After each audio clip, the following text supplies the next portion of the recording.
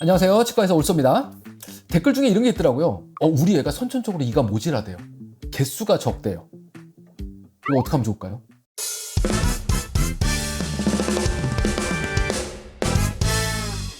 치아 개수가 모자란 아이들이 생각보다 꽤 많습니다. 제 아들도 아래 앞니가 2개 없어요. 그렇습니다. 저희 아버지도 아래 앞니가 없어요. 격세 유전인가 봐요. 정확한 건 아닙니다. 예. 치아가 개수대로 다 있지 않은 사람들이 생각보다 꽤 많이 있습니다. 어디 이가 없나 이렇게 놓고 보면 빈도가 여기 중간에 있는 작은 어금니요. 요런 게 없어요. 그런 사람이 있어요. 아래 앞니가 하나 없는 것 같아요. 이런 사람이 있어요. 위에 옆에 니가 없는 것 같아요. 위에 작은 어금니가 하나가 없는 것 같아요.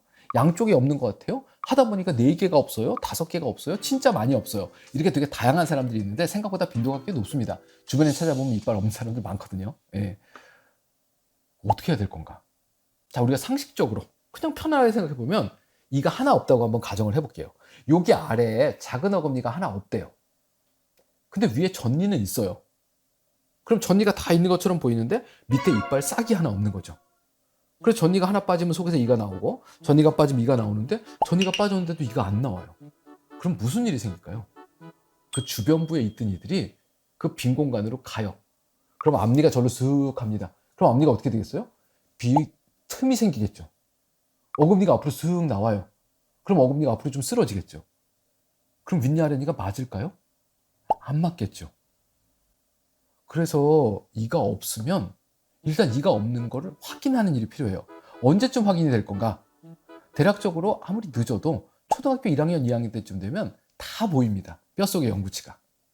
그러니까 초등학교 입학할 때쯤 돼서 엑스레이 찍어보면 대충 알 수 있어요. 그 전에도 알 수는 있습니다. 예. 고민을 해야 돼요. 어떡할 건가?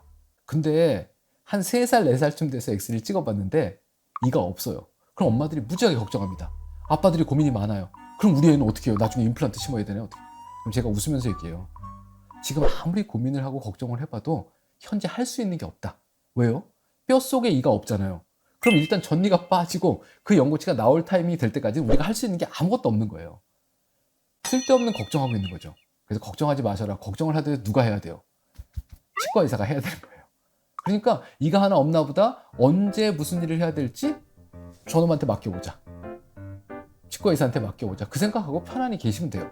자, 그럼 그러다가 이제 전니가 흔들리고 빠질 시점이 됐어요. 그러면 이가 없는 게 확인이 됐으면 무슨 일을 해야 될 건가? 1번. 자, 그 이 없는 자리를 이게 일로 가고 이게 일로 오고 이러지 못하도록 잘 공간을 마련해 놓고 있는 거예요. 이가 빈 채로 놔두는 거죠.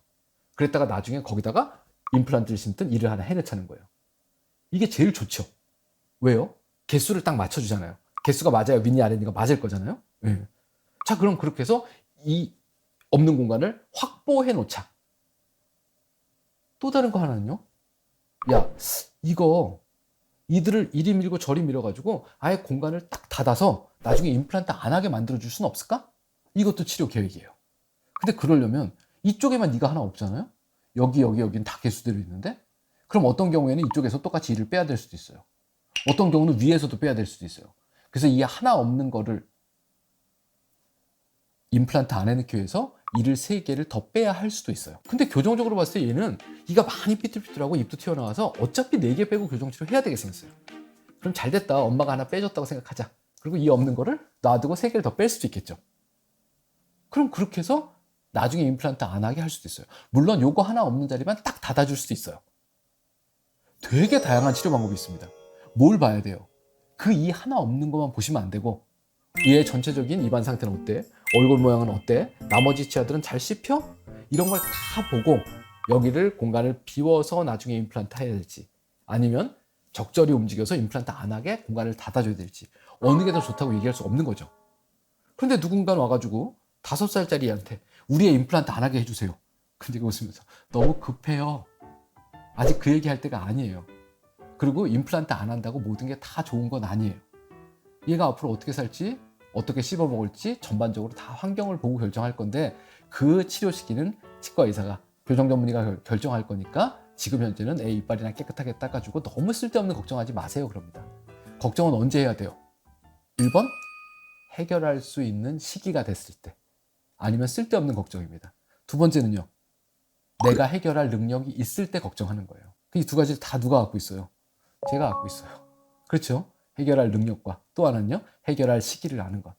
그러니까 이가 없을 때는 정기적으로 교정과 의사를 꾸준히 방문하면서 적절한 치료 시기를 찾고 그 다음에 거기에 일을 해낼지 말지를 결정하면 됩니다. 과잉치도 마찬가지예요, 사실은요. 예. 뺄지, 언제 뺄지, 빼고 나면 뭘 할지. 사실 이가 개수가 없는 것보다는 과잉치가 훨씬 더 편하긴 하지만요. 많습니다. 우리 집에만 그런 게 아니에요. 또 다른 거 하나는요. 내가 뭘 임신 중에 잘못 먹어서 그런 거 아니에요. 내가 애한테 못할 짓을 해서 그런 게 아닙니다. 저 사돈의 팔촌 선대에서 이가 없는 사람이 그냥 우리 집 애한테 이 없는 걸 물려줬을 뿐이에요. 부모님이 잘못한 거 없어요. 그냥 애가 이렇게 생긴 거예요. 그럼 주어진 환경에서 어떻게 좋은 환경으로 잘 키워나갈지 누구하고요? 치과 의사하고 치과 교정 전문의하고 잘 상의해 나가면 됩니다. 너무 쓸데없는 걱정하지 마시고요.